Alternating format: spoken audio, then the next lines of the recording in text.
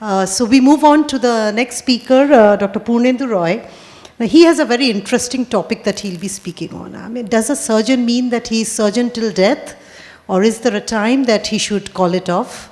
And is there something more that we can do? It doesn't mean that a surgeon means he's doomed for life doing only surgery. So I'll ask Dr. Purnendu Roy to take his talk on to when should a surgeon retire and what should he do next? Is there more after surgery? Dr. Purnendu Roy. Did I hear somebody say over there, practice what you preach? Because when I was during my lunch hour downstairs, I will not mention the names of the so-called renowned surgeons, he said, what's wrong with you? What do you mean, when should a surgeon retire? Never. So we did a survey. Now the question is, why am I talking on this? Because we know that the surgeons are a kind of a different type of breed. We are God's gift to mankind, we have that attitude, there is a topmost gastroenterologist from Calcutta who sent a video paper over here. The clauses that were sent from the Surgical Association that these are the criteria you should follow. If you don't, then we'll have to look for somebody else. And this gastroenterologist was talking to me, what do you surgeons think about yourself? Now my thing is, do we do only surgery? Why is it that when we read about our past, that we had 4 phases of life? Brahmacharya, when we learnt everything. Garhastha, when we had a married life. Banaprastha, and then sannyas. Because people realize that you will go through different phases of life, and at different times you need to do different things. Now, so I thought, I will do a bit of research on this, but I'm such a miserable failure. All my previous speakers were giving statistics and data. I can't give statistics because 100% of the surgeons I asked, they said surgeons should never retire. They should keep cutting till the van comes to take his dead body to the mortuary or something like that. So I'm not able to show you a graph, neither am I able to give a proper graph of is there a relationship between complications in surgery and the age of the surgeon. I presented a paper long back when laparoscopy started, a paper called CPOD, Confidential Inquiry into Perioperative Death. We studied that when I was doing my FRCS. So I went around asking all the laparoscopic surgeons, did you have death after surgery during the perioperative period? I was so shocked. All my colleagues, laparoscopic people who died, they all died of myocardial infarction. Only my patients were dying of surgical complications and bile duct injury. Then I realized that if we really want to present, we need data. Somebody just now told. But today, I'm not going to give a verdict. Today, I'm going to raise a question, a food for thought. Someone told me, what's wrong with you? Do you believe in harakiri? You know the Japanese art of committing suicide? He said, you're going to present in a surgical conference in front of the surgeons. When should we retire? What's wrong with you? So I said, no, I don't believe in harakiri. And I'm still working. In fact, yesterday I could not come for the conference because I did 20 surgery. Nice to see somebody from Calcutta is over here. At least he will justify that, no, I still do a very high number of surgery. But the question comes, when should I stop doing the skill? Do I record my surgeries and to see whether my skill is actually deteriorating? So now I don't want to do harakiri. I was shocked to hear that several professions have got mandatory retirement age. There is air traffic controller, there is law enforcement officer. Do you know you can't fly an aircraft after a particular age? Do you know you can't apply for a driving license after a particular age? But you can continue to operate till you die, as long as you can breathe. A very top cardiothoracic surgeon was operating when he was 92. And, no, I won't mention the name. Most of the people will know the name. And he said, if I ever need a heart operation, I wouldn't mind if my surgeon is 90-year-old, because he was trying to justify. How many of you are willing to take, I'm a laparoscopic surgeon, I do reasonable high number. I have gone up to the extent of doing 51 gallbladders a day, and some local people will support that. How many of you would like to get operated by a 90-year-old surgeon? Please raise your hands. Strange. So if not 90, then what about 80? What about 70? So that means you are agreeing to the fact that there should be an age. This hand raising sometimes can be very difficult judgment, because once I remember the hall was not so lit up, it was a dark, and I wanted to get an estimate how many men. So I said, those men in the hall, will please raise your hands. And about 5 or 6 people raised their hand. I said, what about the women? Will you raise your hands? Another 8 or 10 raised their hands. And I got so scared, I went back. What about the rest 200-300? So then I realized that some people are never with me. Like they will, then I raised, was frozen shoulder. So hand raising test will never ever give a true statistics. Now, why a surgeon should, when we were doing surgery, people said you need 3 things: eyes of an eagle, heart of a lion, hands of a lady. Like I'm getting definite support from one surgeon over here. Now, the question is, there are many other things which are required. We all as doctors accept the fact this, our vision decreases, our reflexes decreases, our cognitive ability decreases, but still there was a cricketer who were given chance for 10 test matches repeatedly because he had to take 1 more wicket to make the world record. I hope you all understand whom I'm talking about, because he was stuck at just 1 wicket short of the world record. So his penetration was low. He was not able to take a wicket, but then still it did not harm anybody. But then what about the surgeon who is operating? Recently I just got an idea. I said, one line message from you. He said, as long as the surgeon enjoys operating and as long as the patients are coming. I said, what about the patients' relatives?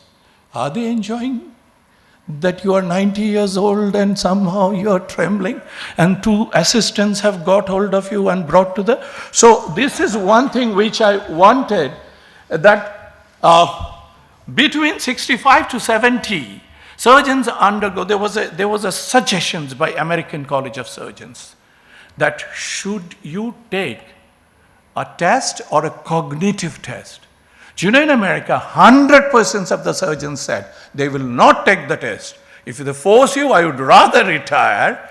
Is there anybody who is willing to take a cognitive test of skill, that whether your hands are steady? Because nobody wants to prove. Now, then what do? We have also understood there are effects of aging on human brain. Do you know our brain shrinks? There is actually a lot of things which happens. Each day I keep asking, am I getting Alzheimer's? Why is it that? The man keeps asking in every way, Dr. Babu, pehchana na? I said, yes, because I lie. I can't recognize it. So it doesn't happen with you people. God, you people are all young, I think. So then the person says, Acha, bataiye na, who am I? And then I said, I must have operated. Who was it? Was it you or your relative? He said, you're to what surgery? I work as an electrician in your house. Last week only you gave me money to buy my tubes for the house. So this is what is happening. So do we accept that there is changes? At least, is there anybody who accepts that aging decreases certain abilities in us? Right, okay. So that means you people are with me. You are all raising hands. I get so excited on that because most of the time nobody wants to raise. I'm not asking of any other ability. I'm not one-tracked mind. I'm a good surgeon, so I was talking about surgical ability. Now, finally, who decides when a surgeon should actually retire? Is it the surgeon's decision? Is it the association who will decide? Is it that you're supposed to keep a record? That previously I used to do 300 surgeries and we had only 0.1% complication rate, and now my complication rate has gone to 1%. It's acceptable, but it has jumped 10 times. So who will do the recording? Surgeon is compensated by their experience. You may ask many patients that would you like to get operated by an aged surgeon? Will say, no, his experience is much more. Have you ever seen that anybody wants to see whether you stretch your hands like this or whether hand is like this? Nobody does that. Now, there was, if you open your booklet, this pamphlet, which they have given, I was kind of shocked because over there it is written, what will surgeons do after life? You know, trust me, we do make mistakes, you know, like now whether it is the chairman of the scientific committee who made the mistake, whether there is a possibility he did not know that I don't have much experience in afterlife. I mean, I just was thinking that should I see some Sadhguru videos and then decide on what happens to surgeons. Do we directly go to heaven? 1.24, yeah. I'll quickly finish in 1 minute. I must reach because I wanted more questions. No, what all we can do, why can't we gather our experiences and everything and go into some professions, maybe teaching, maybe administration, maybe as a consultant, maybe we do voluntary work. There are so many things that can be done. So what you may ask, did you do anything other than doing hundreds and thousands of surgeries? What all I tried? I run a hospital. I made my own hospital, so I look into the administrative side. I have created, and we do paramedical courses in this hospital. So that means there are students who are coming, and then I can earn passively. You know, like investors, they say that how you can earn while you are sleeping. Now, I have an entertainment organization. We produce several movies. We produce about 100 musical albums. We got GIMA, Global Indian Musical Award. Our movies got award in international film festivals. And this is Orion Entertainment Company we run. I have a trust. And for the last 12 years, I'll just take 30 seconds. Yeah, I know the time is up. I run a trust. For last 12 years, we are working on tiger victim widows in Sundarban. We go over there. We have adopted 800 tiger victim widows. We have adopted about 1,000 children. We are making a school so that these people don't have to enter into the forest to catch crabs and bring honey and die with a tiger attack. So give back to society. Well, we have been doing good work, so now we want to give back to society. I have a GIMT, Genesis Institute of Management and Technology. We give master degree in hospital administration. I teach over there, and this is from West Bengal University of Health Science. I have an educational institute where we train students for NEET and IITs and also Maths Olympiad, where I also take classes. We have the first health cafe in Kolkata, where in the menu chart, we have all the calorie value. We have breakup of how much carbohydrate, protein, and all. I love to eat.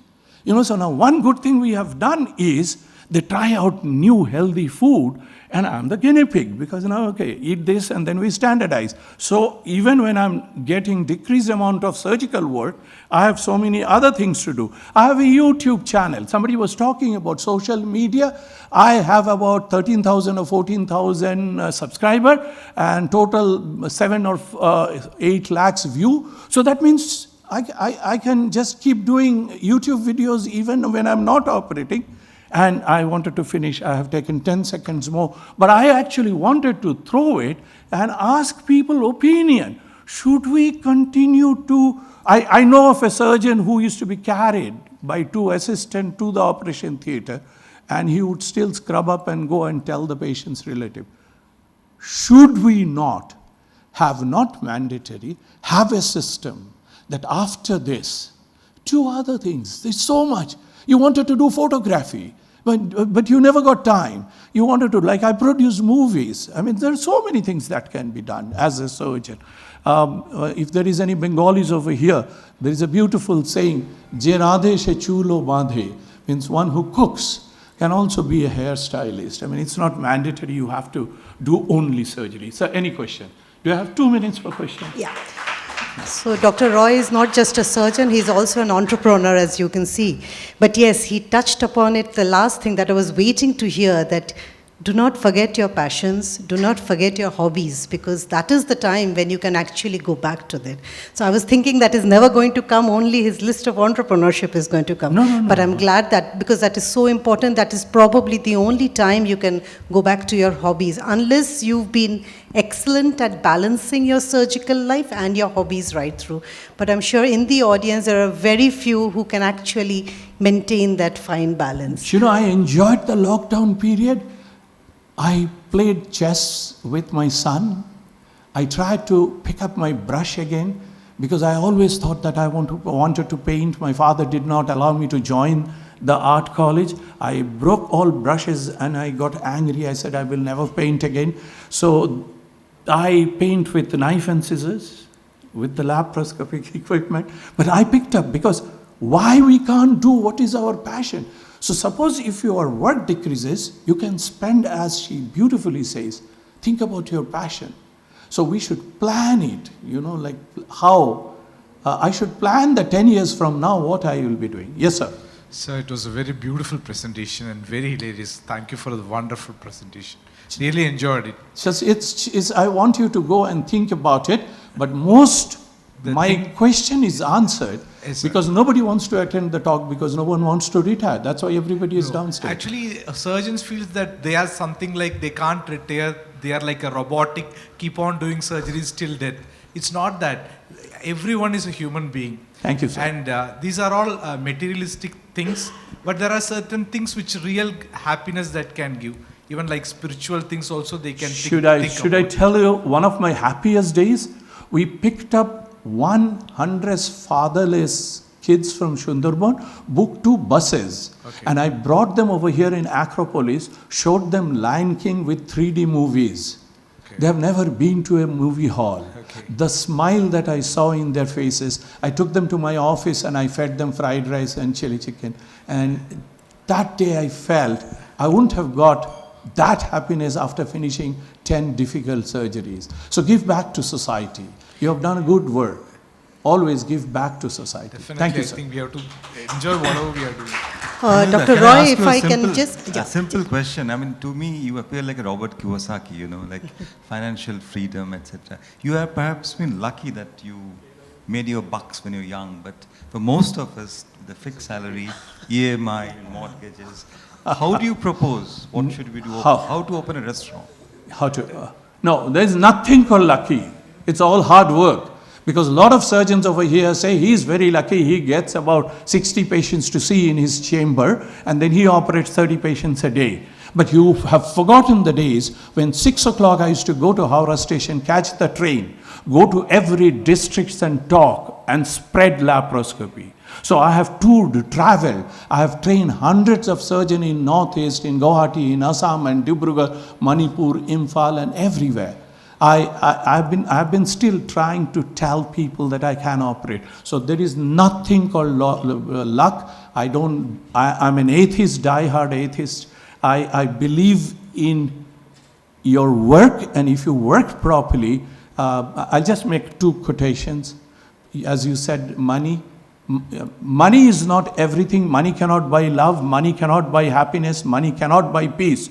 But before anybody makes a statement like this, please earn it, show it to me, then talk big. Till then, just shut up. Creation of wealth. You must, because if you, Narayana Murthy, Infosys chairman, have said, the power of money is in giving. If you haven't made money, if you keep saying last 30 years you have not made money, if you can't make money, you can't do anything probably good for others. I could not do anything much when my father died. I borrowed money. I took loan. But today I have a hospital. I have 150 people working for me. So no other way, no luck, nothing. Hard work. You can also do it. Ramdeep has one question. He's given 10 seconds for that. The idea was to talk about whether a surgeon should retire, not stop operating. Yeah, okay.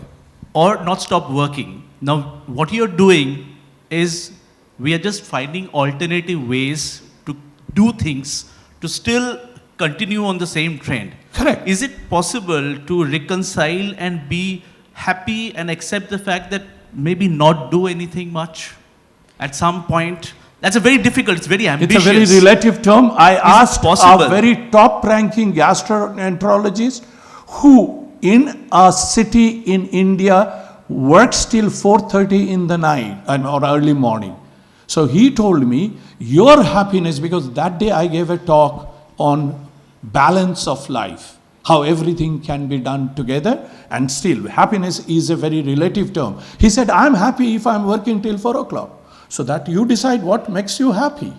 If you feel that doing every day 2 liver transplant makes you happy, up to you.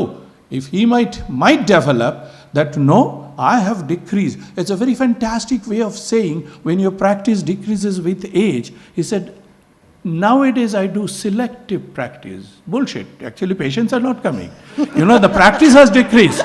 But I have to.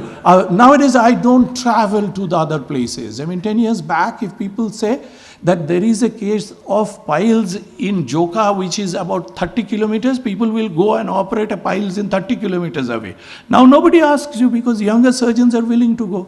So now I say I do very selective practice. So that's why I'm actually engaging myself in other things which we can do. The way she's looking at me, now I know the purpose of podium. This thing, people say that this is to stand and watch. I know that when anybody throws an egg or a tomato, this is for hiding. So, right, thank you very much. Thank you, everybody. Excellent. Yeah. I think it's been a very eventful and very fulfilling session. All the 3 talks, each of a different flavor. And I thank all my speakers. Excellent. And thank you for being such a wonderful audience. Thank you. Thank you very much.